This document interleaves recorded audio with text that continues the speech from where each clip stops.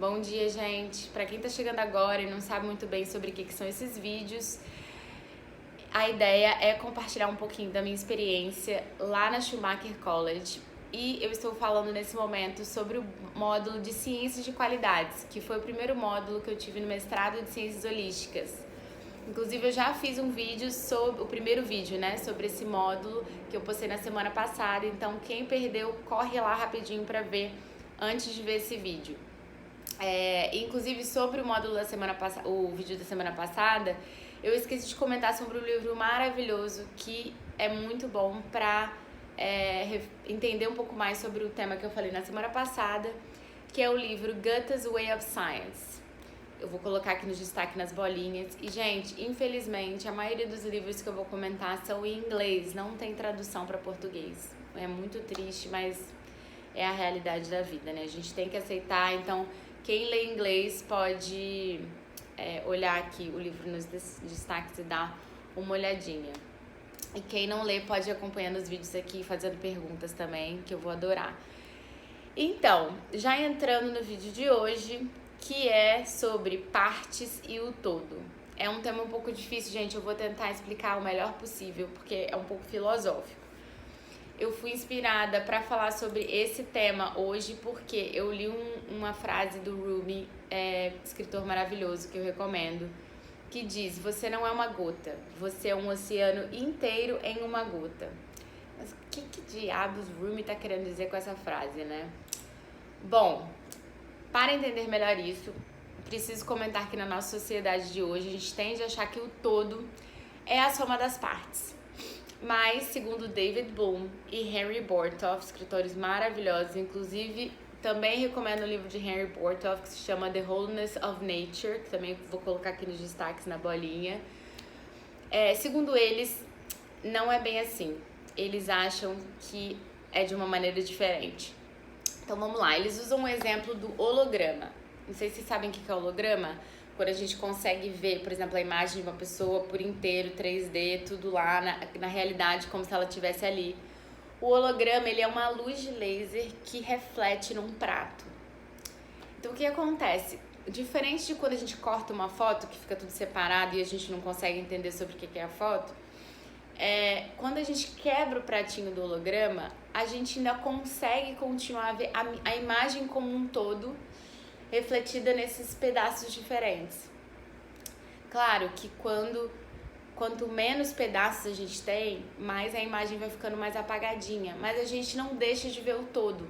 O todo continua lá, em cada uma das partes, né, refletida em cada uma das partes. Para entender ainda mais facilmente, eu vou trazer ainda mais para a realidade com esse brócolis. Então, como vocês podem ver, o brócolis é assim. Tem esse cabinho, tem essa florzinha, né? Eu resolvi cortar um pedacinho desse brócolis que está aqui. Como vocês podem ver, o cabinho ainda continua aqui, a florzinha ainda continua aqui.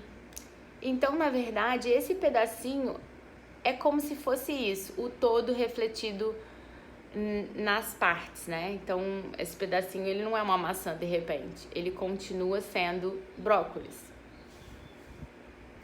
Mas voltando lá para essa ideia de que a nossa sociedade tem, de que o todo é a soma das partes, e então a gente poderia pensar ao contrário, baseado no exemplo do holograma, que na verdade as partes elas são determinadas pelo todo.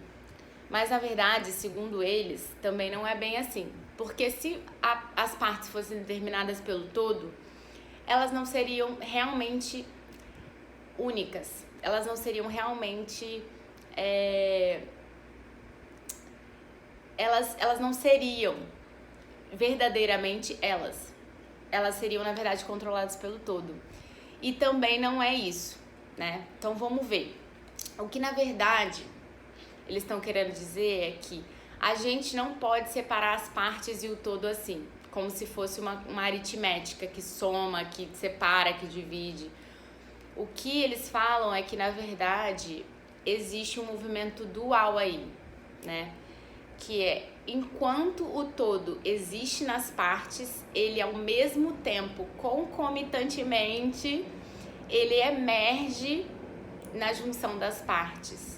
mas não com a soma das partes, mas sim o todo estando intrinsecamente dentro das partes. Deu um nó? É difícil, né, gente? Então, o movimento ao mesmo tempo. Inclusive, assim, o todo, gente, ele não é uma coisa, ele não é uma coisa e ele não é um nada. Tá vendo? É difícil. Ele é o todo e ele ainda é o que está intrínseco nas partes ao mesmo tempo. Deu pra entender? Embolou? Então, essa é uma das características do mestrado de Ciências Holísticas.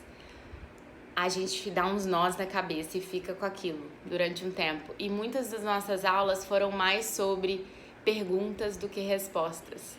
Mais sobre refletir e ficar confuso para em algum momento o nó desatar.